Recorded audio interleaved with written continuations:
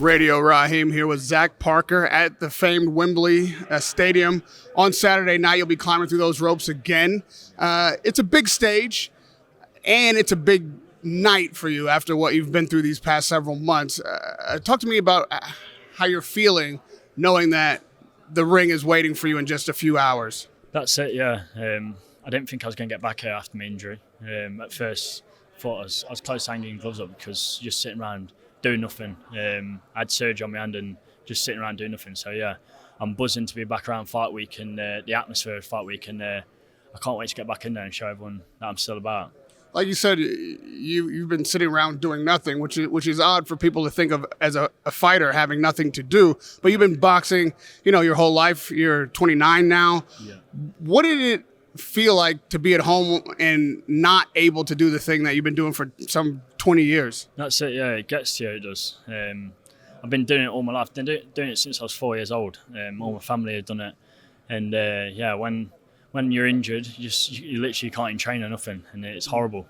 Really gets to your mental health. But as soon as I started back training, I got a fire in my belly again, and I can't wait to put in a good performance on Saturday. Did you consider while you were sitting there, like, you know what, boxing might be done for me? Yeah, you see it in a lot of sports. Jack Wilshere, footballer, kept getting injured and he ended up giving it up in the end. But you do have these like little thoughts in your head. But as soon as I started back training, I got a fight in my belly, and like I said, I can't wait to put in a good performance for everyone watching on Saturday. You're on a knockout streak. Canelo, the big prize, the payday, as he likes to call it, was right on the horizon. When you realized in the fight that you were not going to be able to continue, what was going through your mind at that moment? Yeah, just obviously your heart drops, and it's not nice. I've been working on my life for that. I've come up the hard way as well. I never had a big back in at the start. I was always on small hall shows, coming up through the ranks, and then got my big break, and then win the British, and then come up that way. But it was hard at first, but effing happens for a reason. I'm here now. I'm on such a big card at Wembley as well. Joe, Joyce and Zhang. So yes, I can't thank Frank and my whole team for getting me back out such on a big card. Did they have to, like Frank and the Queensberry team, have to come and kind of get you out of the lull? Not really. Did it myself really. My family and friends, my close family and friends, they picked me up as well. You see who's proper around you when you've took a loss. Everyone loves you when when you're winning all the time. But when you take a loss, you see who's really there for you. And I just had my daughter just before my last fight, so yeah, she's kept me on my toes as well. What's a lesson that you've learned having to go through these hard times before you even get back in the ring, just about life and being a man? Yeah, you just got to put your head down and grit it through, especially in the hard. It's all good riding the highs, but when you're low, that's when you find out who you really are. And when, like I said, it's been a long time coming.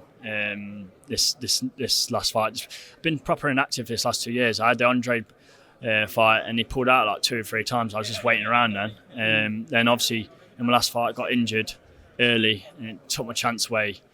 My big chance, but get this fight out of the way, and I want some big fights towards the end of the year. Now, we can't see the future, but like you say, everything happens for a reason. At this stage, what do you figure is the reason it happened, and how do you plot your way to your next big chance? Well, I've told my team, with these fights, these are like banana skin fights. You need to be performing on these fights. So yeah, get this lad out here on Saturday, and then we're aiming for big fights in the year, at least top 10. I'm 30 next year. I don't want to be rating around. I've been at the top. I've been number one for like 2 or 3 years. It was so yeah. I don't want to be waiting around doing 10 rounder after 10 rounder. I said top 10. This fight's made it 12-4. So yeah, I could even go up to light heavy. We just have to wait and see. And you like you say, you want to move quickly, but you don't want to press it. Are you? Do you trust the hand now, knowing that this is your first fight back? Yeah, hand's perfect. Been sparring last 6-7 weeks, 10 rounds every time. We'll have to test it out on Saturday, won't we, this lad? So we'll just have to wait and see. But yeah, from what I've been using it feels unbelievable. and to get your name back at the top of people's minds and possibly bring that big chance sooner, you do have to perform. What kind of performance is necessary to move the ball and the needle forward? Yeah, it's just got to be a dominating performance. I don't want any slip-ups. Don't be getting caught with no silly shots. Like I said, need to get this lad out here, really. I think he's only been stopped once. I don't even know if it was a proper stoppage. I think he got injured or something. So, yeah, he's a tough lad. Just boxed Dan Aziz, who's boxing Boatsy next. So, yeah, if I get him out here, it's a statement. John Ryder, while he was not successful against Canelo, performed well. People really rated him and the way that he fought and the courage, and really put up a good show. And you didn't really get an opportunity to prove whether or not you could beat Ryder in that opportunity. Is there a rematch possibly in your eyes, or something that's been discussed? I've said if that got off me tomorrow, I'd take it with both hands. If you're a boxer and you don't want to avenge a loss, you're not doing it properly, are you? But yeah, if that got off me tomorrow, I'd take it with both hands. But we'll have to see what he's doing. I think he's looking for bigger fights. Do you reckon he owes you a rematch? We both come up the hard way, really. He's had his chance now. He's had his chance against Canelo. We'll see what he does next. He could even retire. You don't know. I know he's in his mid-30s, so yeah. I'd love a rematch. That's where I stand. And lastly, after someone's gone through something traumatic like that, even thought about ending their career, when they come back, you got to be different. What do we see different on Saturday night that we hadn't seen from Zach Parker before? Yeah, I feel like you see a bit more like nastiness about me. Let out a bit of my aggression, what I've been building up this last year or 2 years, because I've just been inactive with no fault of my own or my team. So yeah, just get a good win on Saturday, and then we'll aim for big fights at the end of the year. Well, you said you've got no nickname, so for this fight, we're going to give you one. It's Radio Rahim with Zach is Back Parker.